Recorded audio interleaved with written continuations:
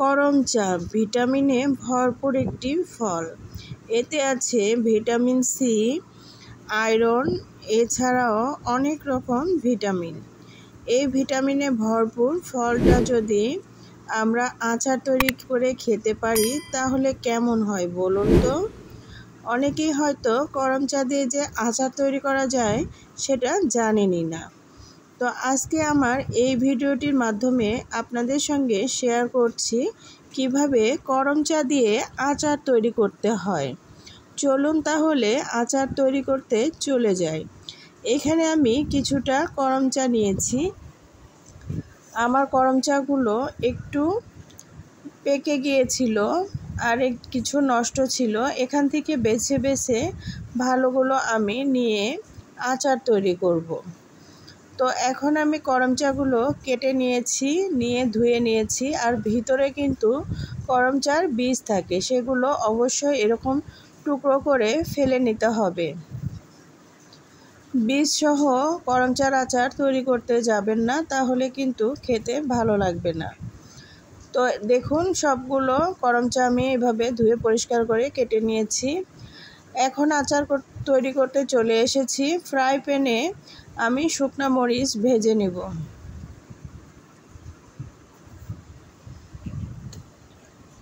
আচারটা আমি টক ঝাল মিষ্টি আচার তৈরি করব, এর জন্য শুকনা মরিচ আমি ভেজে নিচ্ছি। তেলের মধ্যে শুকনা মরিচটা ভাজতে যাবেন না, তাহলে কিন্তু ভালো লাগবে না।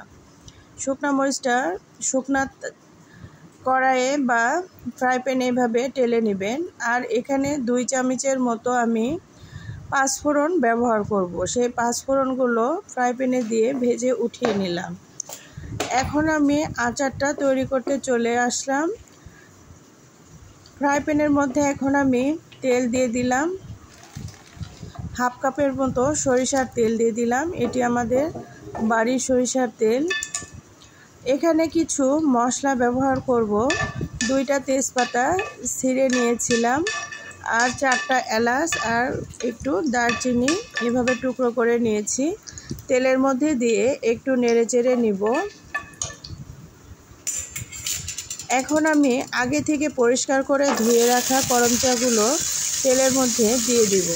তেলের মধ্যে করম চাগুলো দেওয়ার সঙ্গে সঙ্গে কিন্তু একটু ছিটে আসতে পারে, ভয়ের কিছু নেই, নেড়েচেড়ে দিবেন। এখন এভাবে তেলের মধ্যে করম চাগুলোকে কিছু সময়ের জন্য ভেজে নিতে হবে। আচার তৈরি করার সময় কিন্তু একটু সময় নিয়ে আচার তৈরি করতে হয়।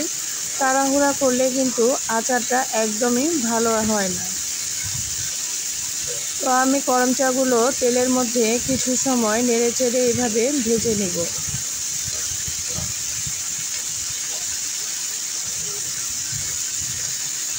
করম চা কিন্তু 2 ধরনের পাওয়া যায়। একটা এই ধরনের গোলাপি আর সাদা কালারের হয়ে থাকে, আর একটা সবুজ আর লাল কালার হয়ে থাকে।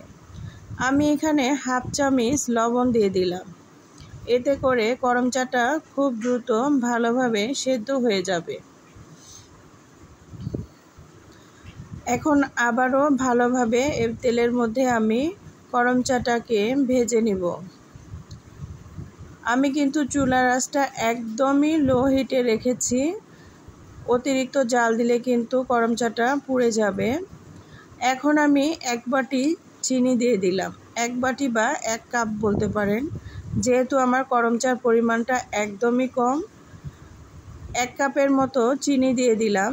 এখানে কিন্তু চিনি অবশ্যই বেশি করেই দিতে হবে। অনেকে হয়তো ভাবতে পারেন এত কম করম চার মধ্যে এতগুলো চিনি কেন? করম চা কিন্তু প্রচুর পরিমাণে টক হয়ে থাকে, এর কারণে একটু চিনির পরিমাণটা বেশি দিতে হয়। তো দেখুন চিনি থেকে পানি উঠেছে কত, আরও পানি উঠবে। আমি যখন ঢেকে দিব আরও অনেকটাই পানি চলে আসবে। চিনি দেওয়ার কারণে চিনি থেকেই পানিটা বের হয়েছে।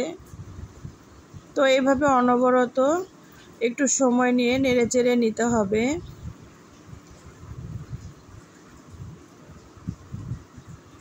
আপনারা যারা করম চাটা সংরক্ষণ করে রাখতে চান অনেক দিনের জন্য, তারা এখানে লেবুর রস বা ভিনেগার দিতে পারেন।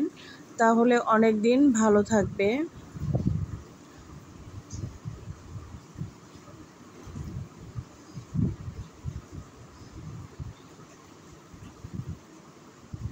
এই সিজনে কিন্তু বাজারে প্রচুর পরিমাণে করম চা উঠে থাকে। আর যাদের আয়রনের ঘাটতি আছে বা ভিটামিনের সির অভাব আছে তারা কিন্তু করম চাটা এভাবে খেতে পারেন। এছাড়াও কাঁচা অবস্থাতেও কিন্তু লবণ মরিচ দিয়ে ভালোভাবে মেখেও খাওয়া যায়, তাতেও খুব ভালো লাগে। এখন আমি হাফ চামচ হলুদের গুঁড়া দিয়ে দিলাম, দিয়ে এখন ভালোভাবে নেড়ে নিব আরও সময় নিয়ে। যারা অতিরিক্ত ঝাল পছন্দ করেন তারা কিন্তু এখানে গুঁড়া মরিচও ব্যবহার করতে পারেন। আমি যেহেতু অতিরিক্ত ঝাল চাচ্ছি না, এর কারণে শুকনা মরিচগুলোর যে ঝালটা হবে ওইটাই শুধু এখানে ব্যবহার করব। এখানে বাড়তি করে কোনো গুঁড়া মরিচ ইউজ করলাম না। তো আবারও এভাবে নেড়েচেড়ে নিতে হবে। আর চুলার আঁচটা কিন্তু একদমই হাই টু মিডিয়ামে আছে। এরপরে জালটাকে একদমই কমিয়ে নিব। একদম লো করে জালটা দিয়ে দিলাম। এখন কিছুক্ষণের জন্য একটু জালটা বেড়ে দিয়েছিলাম, এখন আবারও জালটা একদম কমিয়ে দিয়েছি। দিয়ে এভাবে আরও একটু সময় নিয়ে ঢাকনা দিয়ে ঢেকে এরপরে একটু সময় নিয়ে এভাবে নেড়েচেড়ে আচারটাকে তৈরি করে নিব।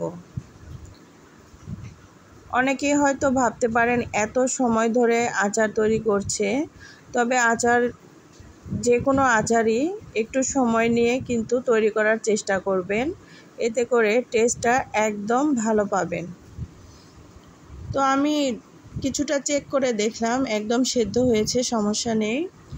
এখানে আমি আগে থেকে পাঁচফোড়ন আর শুকনো মরিচগুলো ভেজে রেখেছিলাম, সেগুলো টেলে নিয়েছি। নিয়ে এখন আচারের মধ্যে দিয়ে দিলাম, দিয়ে আবারও একটু সময় নিয়ে এভাবে নেড়েচেড়ে নিব। এখানে কিন্তু নাড়া একদম বন্ধ করা যাবে না, তাহলে কিন্তু লেগে ধরতে পারে। এখানে একটু সময় নিয়ে এভাবেই নেড়ে নিতে হবে।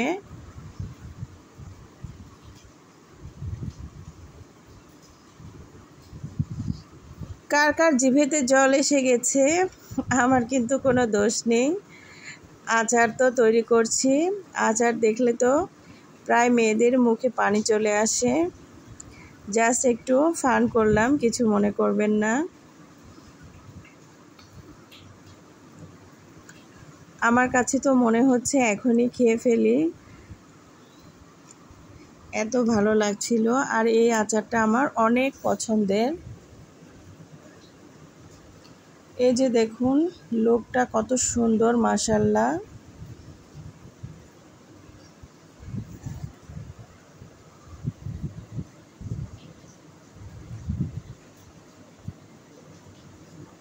আচারটা কিন্তু একদমই আমার হয়ে এসেছে। যখন দেখবেন একটু আঠালো টাইপের হয়ে এসেছে, চামচ দিয়ে নাড়ার সময় বুঝতে পারবেন, তখন একদম নেমে ফেলতে হবে।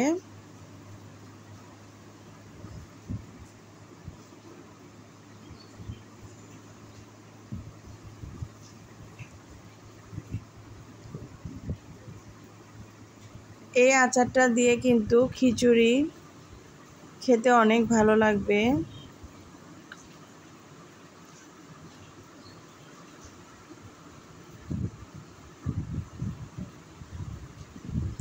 এই যে আচারটা আমার একদমই রেডি। তো এখন একদমই নেমে ফেলতে হবে, এর চাইতে বেশি জাল করলে কিন্তু পুড়ে ধরার সম্ভাবনা আছে। তো ফাইনালি আমার আচারটা একদম রেডি। আমি এখন চুলাটা বন্ধ করে দেব। আপনাদের পরিবেশন করে দেখালাম, দেখুন মাশাআল্লাহ কত লোভনীয় হয়েছে। ঠান্ডা হওয়ার পর কিন্তু আচারটা এরকম হয়ে যাবে, একদম শক্ত হয়ে যায়নি, ভয়ের কিছু নেই। তো এরকম আচার কে কে খেয়েছেন, আর আমার আচার রেসিপিটি আপনাদের কেমন লাগলো অবশ্যই কমেন্ট করে জানাবেন। ভালো লাগলে বন্ধু এবং পরিবারের মধ্যে শেয়ার করতে পারেন। ভালো থাকবেন সবাই। আল্লাহ হাফেজ।